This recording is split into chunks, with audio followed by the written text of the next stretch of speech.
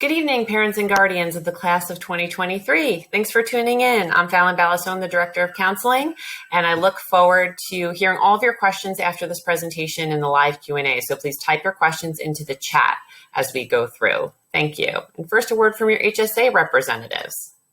I'm Lisa Schnorr, and I'm Adriana Donat, and we are the class of 2023 representatives for the Home and School Association for Columbia High School.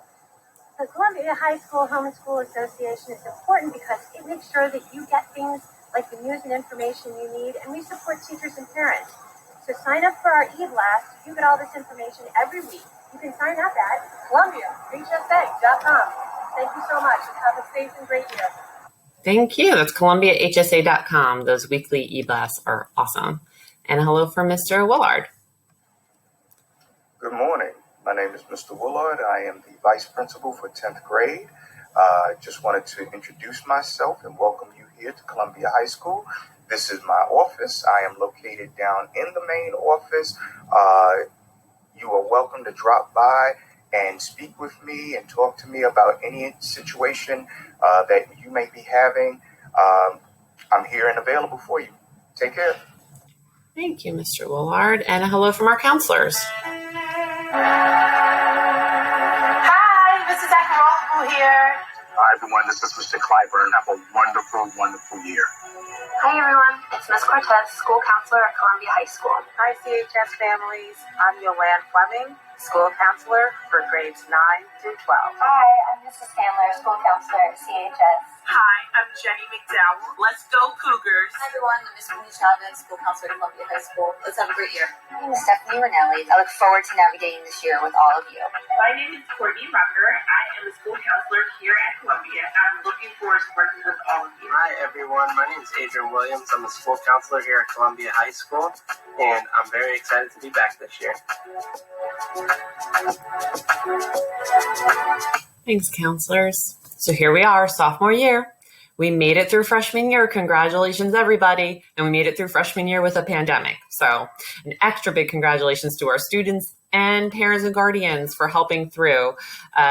Last year was really challenging for many of our students. So I think that they have now overcome serious adversity. We're here sophomore year, we're settling into virtual learning, and now's really the time to reflect on what worked, what didn't work last year, what we want to try this year, all in this effort to figure out how to be the best student we can possibly be, and how to start to identify some of our interests, how to start to think about what life after high school might look like so that we can plan for that accordingly. That's what sophomore year is about. It's a crucial year. It's an integral year. It can be a fun, exciting year as we start to think about some of these things. First, we have to make sure that we are equipped with everything we need right now for virtual learning. So all of our students seem to be on Canvas. Yay, we worked really hard to make sure everyone was accessing that. But now we want to make sure that parents and guardians are also accessing. So your student has to go on and click Pair with Observer. There's instructions for this on the SOMSD website. Please take a look at that because it's important that you're able to see what's going on too. PowerSchool, if you don't know your login, here's an email address that you can email Parent Portal Help. It's on the website with more instructions as well. You want to make sure you're getting on there, especially right now because those quarter one progress reports are posted in the e-documents folder of PowerSchool. So you want to make sure you're going on and checking to see how your student's doing. SCOIR is the Counseling Center's college and career program. Many of you are signed up from previous invitations that have been sent, but I'll send another round of invitations after this event for those who have not signed up. It's a great tool for college and career planning, and also through your student's account, they can go onto the calendar feature and sign up for some events that we're having and see what else is going on. Make sure that your student is signed up for their counselor's Remind account. The codes for that are on the Counseling Center's Canvas page. That allows the counselor to text your student's phone, which is a really great way for them to reach them. And students must be checking their SOMSD emails. And parents, make sure you're checking whatever email address is in the PowerSchool contact section. That's where you're going to get communication from the school. Most importantly, though, is mental health. We can't survive without it, and we certainly can't thrive without it. So we are asking you, parents and guardians, to help us here in being extra vigilant about your students' mental health. Look for any warning signs, any changes in mood, changes in appetite, weight. I know we're all kind of isolating right now, but if your student was someone who used to come and hang out with the family out, have dinner, watch TV, and now is retreating more to their room behind closed doors, if you find they're, texting less with friends, those are all warning signs. Please let us know. Let your school counselor know that you're concerned. And we have the resources needed to look into that and figure out how we can help. So please always be on high alert for your students' mental health. The counselors do a lot of things. Just want to make sure that you're aware of all that the counselor is able to do for you. We do a lot of things like this where we deliver programming, we have workshops, we have events, but your counselor is also there to take full responsibility for your students' graduation progress. So they are monitoring if your child is meeting the required credits and everything like that. They go through that each year with the scheduling process. They're ultimately going to guide your student through the post-secondary planning process. We're here for any kind of crisis response. We can refer to necessary resources in the school or outside the school in the community. We also collaborate with all the teams in the building. So you'll often see us at many other meetings that you have with other people because we are, on your student's team. The counselor is your student's advocate. We're always on their side trying to help them figure out what's going on and which next step to take. We also have a lot of other resources here at the high school. We have Achieve Tutoring in full swing virtually, which is really exciting. So the sign-up form for a free Achieve Tutor for your student is on the Counseling Center Canvas page. The teachers are also available each afternoon. Don't forget, you can request a conference with them. And if your student has a question or wants to review anything, they can do it then. We are running our Teachable Tuesday series, which is social emotional learning workshops each Tuesday. And your student can go onto their SCOIR calendar to look at those and sign up for those. We're running virtual groups. We have our student assistance counselor, Ms. Martinez, who's invaluable to us and is there for your student for anything non-academic. So any mental health concerns, we'll probably be looping her in. Any substance abuse concerns, she's there for as well. And we're really happy to have the Loft back this year, who also helps our students with non-academic issues and provides some recreation as well. Sophomore year is an important time to start to think about what you might be interested in as a student. One good first step here is kind of getting involved in some CHS activities. Our clubs are doing an awesome job of staying active while virtual. So you can go onto the activities page of the CHS website to look up some of our clubs and see what they do. And it's important to always remember that colleges don't want to see a million clubs. They just want to see that you have shown commitment to a few. And that you've really taken initiative with some of them, maybe look for a leadership position, just did something other than attended the club meetings, we're involved in their projects. Corroborated passion is big with colleges. So if you're applying to an engineering program at a university, they, will expect that maybe you were on the robotics team or something related to that. So if you think that you're interested in something specific right now, you want to make sure that you're taking advantage of any offerings that we have in terms of extracurricular or elective courses that are related to that.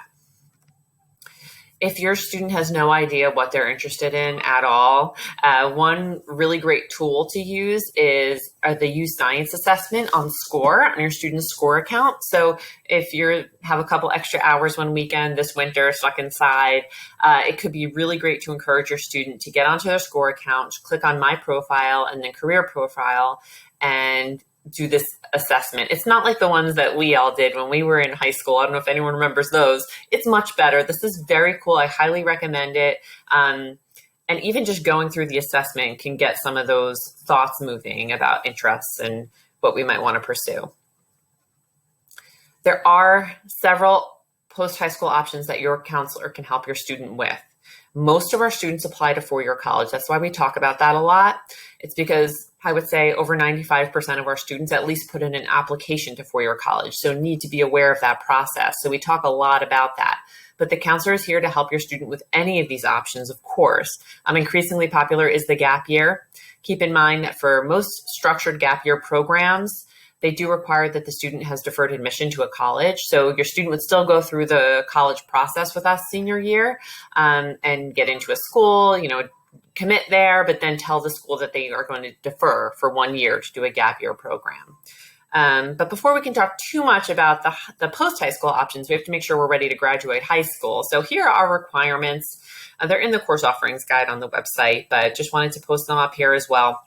And just note that these are high school graduation requirements, but that's different from college admission requirements.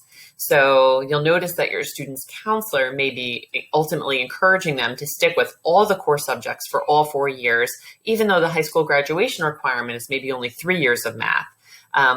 Your student's counselor may recommend that 4th year of math if your child is saying they want to apply to 4-year college. So it's just important to note that there's a difference there. The counselor is responsible for making sure that your student is meeting all of these requirements by graduation, and they'll be encouraging that your student is going for some of those, more college admission requirements, like 4 years of all the core subjects, and electives in any identified interests that your student has. It's also important to note that you need to meet a certain credit amount each year to progress onto the next grade. So if your student is coded as grade 10 in PowerSchool right now, it's because they have earned at least 30 credits. To be coded as grade 11 next year, they need to earn at least 60 credits, and then 90 for 12th grade. Ultimately, you need 120 credits to graduate, but this is how you kind of progress through the years. Most of our students have way more credits than necessary for their grade level, but it's just important to note that these are the requirements to move on to the next grade. So just planning ahead a little bit, we're going to have a lot of information out about scheduling and picking courses for next year in the winter. But just for those who are curious, this is what a typical 11th grade schedule would look like. One really important thing to note for 11th grade is that something changes with our English offerings. So there's some additional offerings there. But of course, it's a conversation that your student's counselor will be having with your student when the time comes this winter moving into spring. This is just an example of what our transcript looks like. And it has a list of all the courses that your student has taken at Columbia with the grade they earned and their credits earned next to it. We do have a GPA summary box over here on the right, where each year they're assigned an unweighted GPA and a weighted GPA, which we'll talk about in a minute. And then they have a cumulative assigned unweighted and weighted GPA. So we're going to talk about that in a minute, but I just think it's good to have a visual about what ultimately gets sent to the college on the transcript. So this is how our GPA works. We give 2 different GPAs, as you saw there on the transcript, an unweighted GPA and a weighted GPA. So you'll see the unweighted is kind of simple. There's just a numerical value for each letter grade. So at the end of the year, at the end of a course, when your student has a final grade in that course, they'll have a numerical value associated with it. That'll all get averaged out, and that'll be their unweighted GPA for the year. The weighted GPA is a little more complicated. You can see here that the numerical value for the letter grade goes up as the level goes up. So like for a B plus in an academic level class, that's a 3.67. In honors, it's a 4.0. And in AP, it's a 4.33. So you can get a higher GPA for having the same grade in a higher level class with the weighted GPA. The other difference about the weighted GPA is that it's only considering core subjects. So electives and PE are not being calculated into the weighted GPA.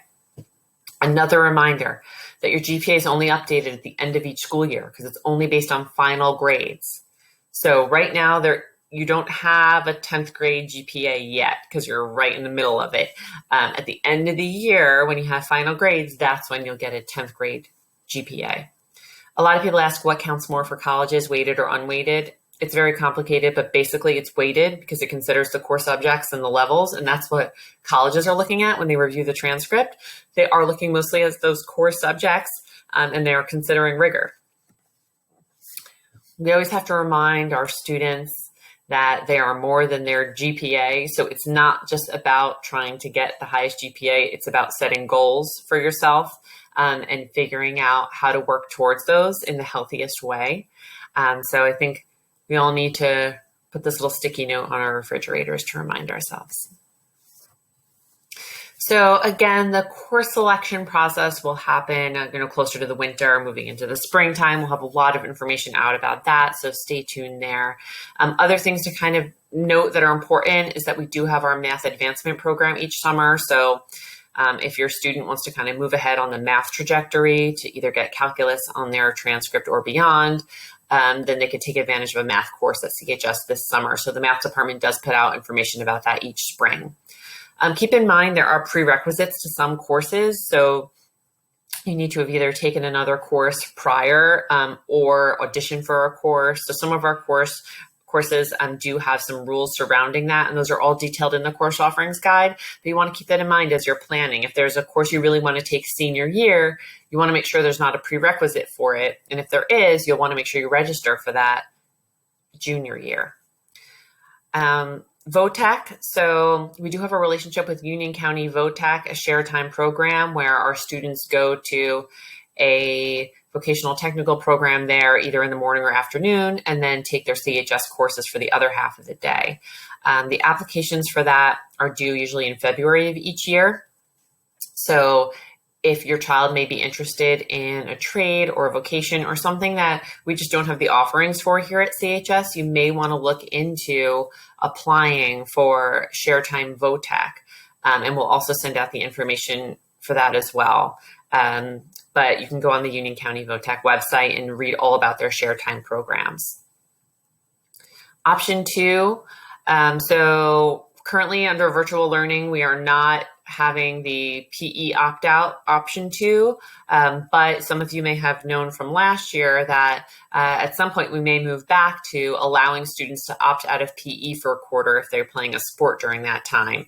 Right now that's not happening, but we'll let you know if that's something that we're able to bring back. Also know Money Skill is a free online course that we provide our students to meet the financial literacy requirement. If they're unable to fit it in their schedule at CHS or for any other reason, we send out information about that as well often. We sign students up a couple of times a year for a different course for that. So keep in mind that's an option for that financial literacy requirement, is to take it online through the Money Skill program. All right, so we thought a little bit about moving on in high school and kind of what the scheduling process is going to look like and what our options are. And, most of our students are interested in four-year college. So I just wanted to point out that it's not too early to start the college search. It can provide sometimes like a little motivation sophomore year that could be lacking otherwise. So it's not a bad idea to get your student excited about a couple of colleges or just about the prospect of college in general. It can help. With lighting that little fire sometimes to get things moving. And a good thing to do is to start on SCOIR. Your child can log into their account and go to the college search tool, and they'll be able to identify, location of interest, maybe a major of interest, the size of the college, if they have sports, things like that. And it'll show them a bunch of options. And then they can click on any school. So like here's an example of Ramapo. They have a little profile. And if your student is interested in Ramapo, they can then navigate over to the little My Colleges flag here and click on it to add it to their My Colleges list in SCOIR, so that they're compiling a list, starting to do that. And then they'll see under the My Colleges page, all their saved schools will show up over here. All right. One really great thing to use SCOIR for right now is the scattergrams. So for any school, you can go onto the analysis tool through your student's account and look at the college's scattergram, and it's showing all the admissions data from Columbia High School from the past 15, 20-ish years. Any student whose a green circle was accepted and the red triangles were denied. They're plotted by their GPA, their weighted GPA, and their test scores. Right now, this is toggled onto heat map, so you're seeing these colors, and it's pretty much saying that if your child falls in this green quadrant for this school, they have a 98% chance of admission if they're right here. If they're here in the yellow quadrant, 67% over here. Down here, 31% of admission if you're in the orange quadrant. So it's a way not to figure out if you can get in or not, because it's too early. We don't have really this information yet. You're only sophomores. Your weighted GPA is only from 9th grade, and you don't even have a test score yet. So it's not about trying to figure out where you are on the graph yet. It's about figuring out where you want to be so that you can set some goals for yourself. So if your ninth grade GPA was a 3.0, your weighted GPA, and this is a school you want to go to, I know it's kind of hard to see for you all, but they're not accepting everyone with a 3.0. They're accepting some people, but a lot of people are also getting denied.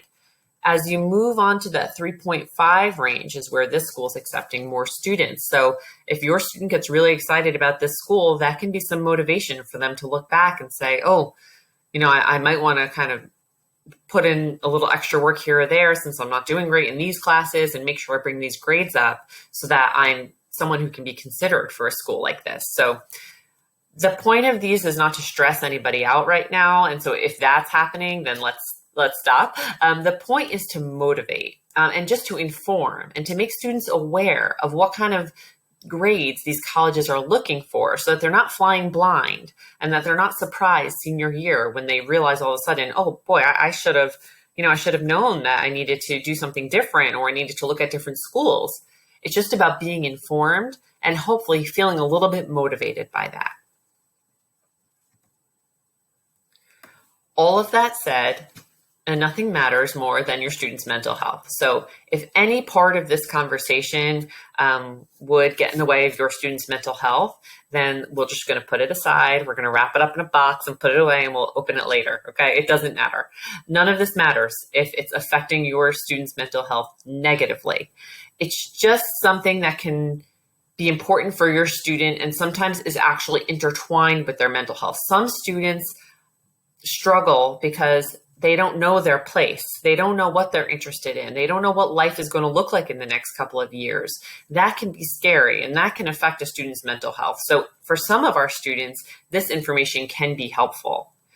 So it's just about gauging it. It's about very gently introducing these ideas, which is what we do at the high school, and that we hope you can do at home as the parent or guardian, and kind of team with us on that. It's about gently starting these conversations and seeing how our students react to them, assessing their needs, and really meeting them where they are. And just remembering the whole time that their mental health is most important. Encouraging those social connections and those self-care routines, especially as we move into winter here, is the most important thing. We can catch them up on all this other stuff. If they're just not ready for this, or if this isn't working for them, don't worry, we'll catch them up when the time is right. But we just want this information to be here for those of you who are ready for it and who want it and who it might help. But again, we can't say it enough. Nothing matters to us more than your student's mental health. So please, let's always remember that's number one. All right, what now? What are some actionable things that a parent can do other than monitoring mental health, which we can't say enough? We highly recommend weekly check-ins. This is, I think, the number one thing that I have found to be successful working with parents and students over all these years, is to set up a weekly time to talk about school, or to start to talk about college if that's something your student is interested in. So maybe it's Sunday night after dinner. Whenever it is, your student knows that that's the time to have that discussion, and that you promise not to talk about it any other time during the week. That'll really allow your student to relax throughout the rest of the week, and prepare mentally for that conversation each Sunday.